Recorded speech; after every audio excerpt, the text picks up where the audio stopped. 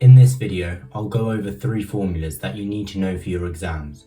The formula for kinetic energy, gravitational potential energy, and elastic potential energy. These formulas will help you calculate the energy stored in an object, whether it's moving, lifted to a height, or stretched like a spring. First, let's focus on the formula for kinetic energy. EK equals half mv squared. EK stands for kinetic energy, which is measured in joules. M stands for mass, which is measured in kilograms, and V stands for velocity, which is measured in meters per second.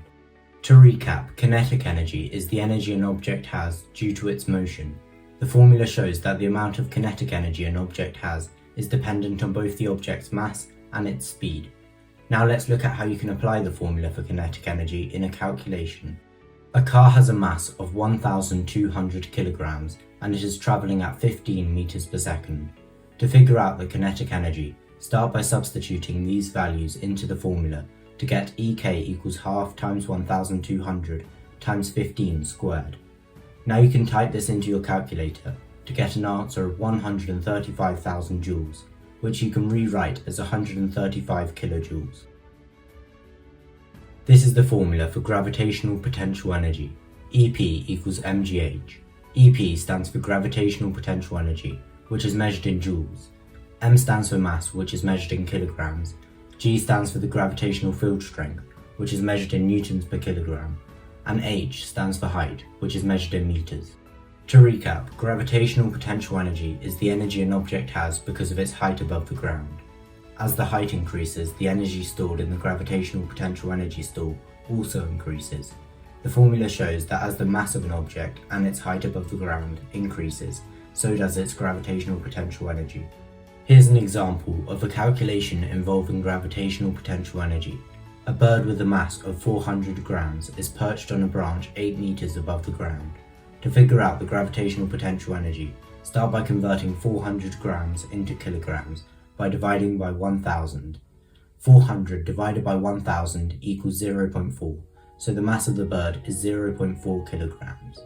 Now we have all the values we need to calculate the answer.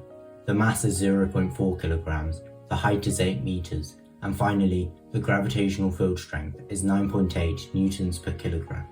This value is always the same on Earth, so it usually isn't included in the question. You just need to remember it. Substitute the values into the formula to get EP equals 0.4 times 9.8 times 8.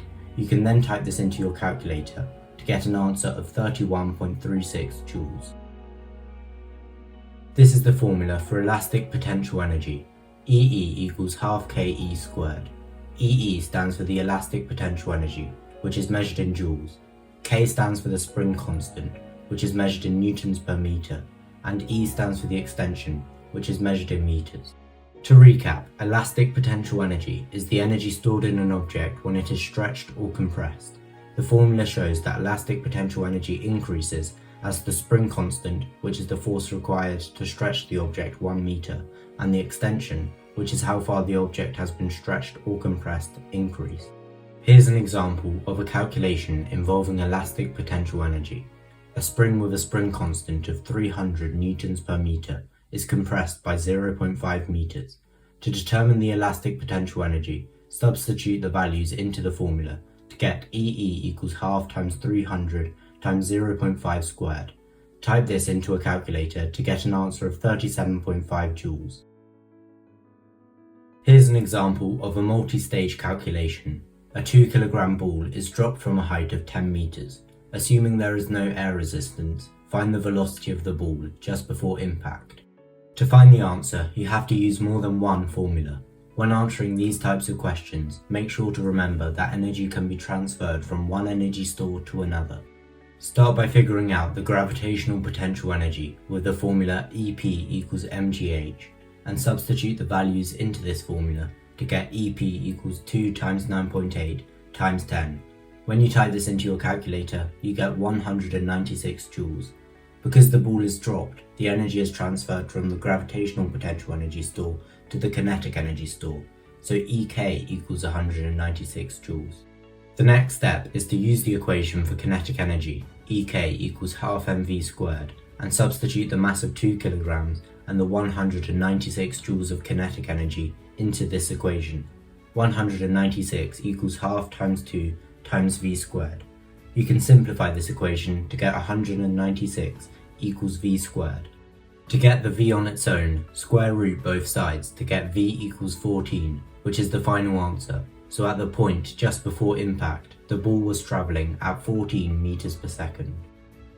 I hope you found this video helpful. If you have any questions, just write them down in the comment section, and I'll try to answer them as quickly as possible. Thanks for watching, and I'll see you next time.